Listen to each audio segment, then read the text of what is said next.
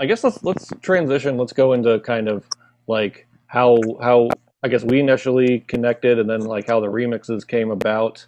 Um, I mean, for me, I just remember finding your account on Instagram. Like one of the interesting things you had posted about like uh, the whole obsession with nostalgia being kind of an illusion or whatever, and then, like there's and Oh something like yeah, that. I I remember forget what it that. was. Yeah, but I guess Yeah, like just tell it from your perspective because it's been so long. I honestly like I have trouble like remembering back that far. Um, but yeah, just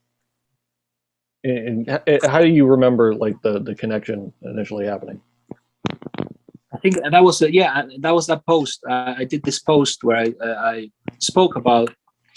Um, I I have a problem with the term retro, in the sense that I think the term retro is retro, or I think the term retro is an old thing that has expired in this day and age. I don't think that uh, people should carry on thinking in terms of what's current and what's retro.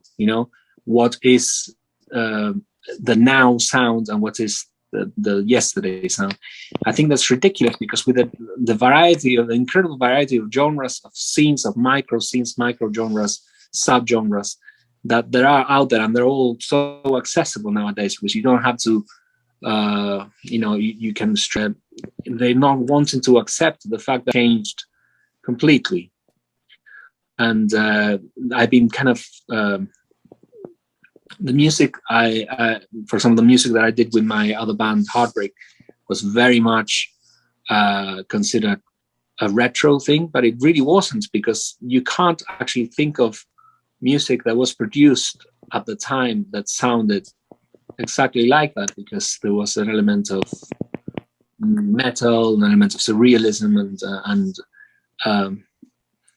an anti-binary sort of stance on stage, and there was the whole theme of saturation, cultural saturation, information overload, and all this kind of thing, wreaking havoc and liberating us from the tyranny of the new. Mm. So Yeah, there's no more new and there's no more old, and that's what's yeah, changed. It's yeah. this sort of the idea of time as we used to understand it, particularly in regards in relation to kind of trends and music so-called music history. It's in philosophy and cultural studies, they talk about the end of history. I think there's something to be said about the end of music history. Yeah. um, and I think that's what's the most interesting. There's so much freedom right now that we can, we have the potential to really focus on what's greatest about music. That is writing the best possible music, and not having to release album fillers and all these songs that aren't as strong, Right. because they kind of worked within the general. Now we can really focus on the song. We can really focus on every minute of music that we experience, what it truly does to us. And it's very much about the music potentially, but it's not really happening because there's this need to construe sort of a timeline for things where there is no more timeline. I think it's ridiculous to think of a succession of historical events nowadays.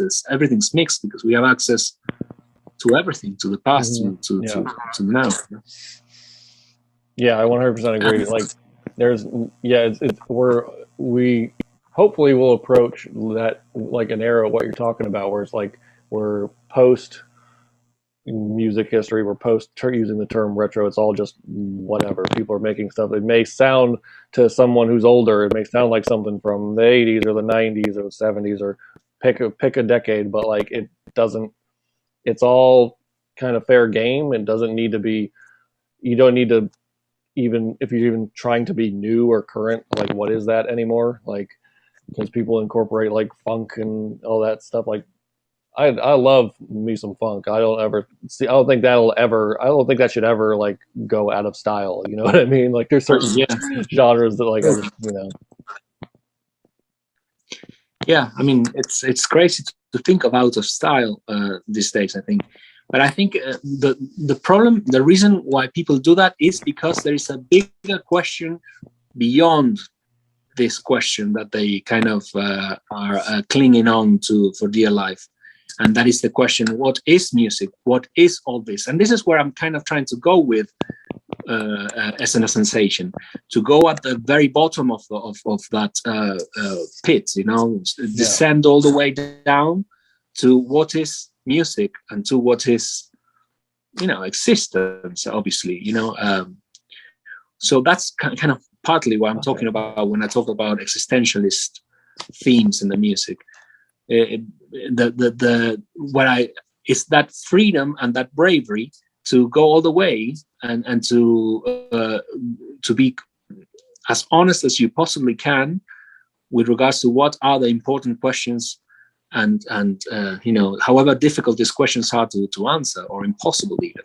But that's when, you know, and that's when the whole issue of the impossible, kind of the concept of the impossible, which I've been dealing with, is emerging. If you find impossible questions, these have to be the best questions. If you find impossible goals in life, surely these are the best goals to aim for. What could be more exciting and inspiring and keep you engaged and interested than that which is impossible, isn't ever achievable? Because everything that is achievable, you know, it's ultimately a disappointment, most, you know, or a very short-lived